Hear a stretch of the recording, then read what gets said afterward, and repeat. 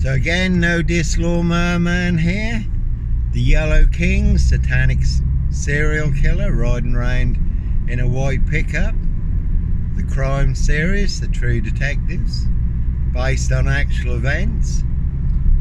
Now if you look on YouTube, Vice True Detectives, or The Real True Detective, they is disclosed in police interviews and statements how people transformed during satanic ritual abuse and sacrifices when they become hosts to ET demonic entities and demon spirits. Again, plenty of hosts for the hungry, bloodthirsty beasts in high places. No hosts for the beast here. There's plenty of hosts who drive monster 18-wheeler 666 dual trucks. 3 attempts to run me off the road, also narrowly missed escape, one big high-speed ram.